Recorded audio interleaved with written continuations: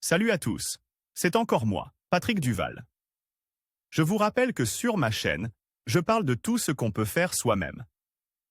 Abonnez-vous si vous aimez bricoler, il y aura plein de choses intéressantes. Et maintenant, passons directement au sujet de cette Le vidéo. régulateur est utilisé pour modifier la tension alternative fournie aux lampes et autres appareils ménagers de petite et moyenne puissance. Ce dispositif est excellent pour réguler la puissance du transformateur. Le circuit du régulateur est basé sur un triac, ce qui permet de réduire sensiblement le niveau de bruit dans le réseau d'alimentation, sans l'utilisation d'un filtre supplémentaire. Simplicité du circuit, utilisation de composants électroniques disponibles dans le commerce, ne nécessitez pas de réglage.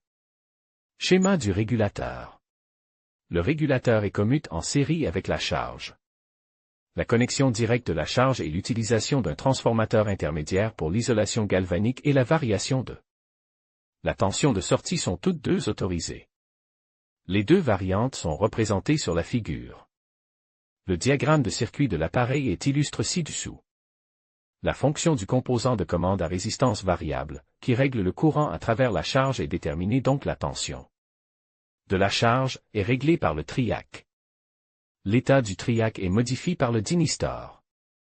Le seuil de commutation du dynhistor est réglé par un potentiomètre, qui est actif en mode résistance variable. Une résistance de protection supplémentaire de 10 kΩ, connectée en série avec le potentiomètre, est également prévue. Pièces utilisées. Triac BTA 41-6N, dont le brochage est illustré dans l'image ci-dessous, http://ali. Pub 5 au 284L. Dynhistor DB3, http://ali. Pub 5 au 28G9 potentiomètre de 2 kΩ, http://ali. Pub 5 au 27V2 condensateur apolaire de 100 nanofarad, http://ali. Pub 5N14G8 résistance constante de 10 kΩ, 0,25 W, http://ali. Pub 5H6 ouvre circuit imprime. Le circuit imprime a une forme carrée d'environ 20 mm de côte et des coins arrondis. Il est fabriqué en Jetinax avec une feuille d'un cote, les bords sont affines avec une lime. La métallisation des trous n'est pas nécessaire. Le diamètre des pastilles de contact est d'environ 2,3 à 3 mm, la distance entre les centres des pastilles et le diamètre des trous doivent correspondre aux dimensions des fils du triac et du potentiomètre. Assemblage du circuit et caractéristiques de montage. Les fonctions de la base de support du circuit sont assurées par le circuit imprime, sur lequel, en commençant par le triac et le potentiomètre, les 5 composants sont soudés, puis les fils de connexion sont à nouveau reliés par soudure.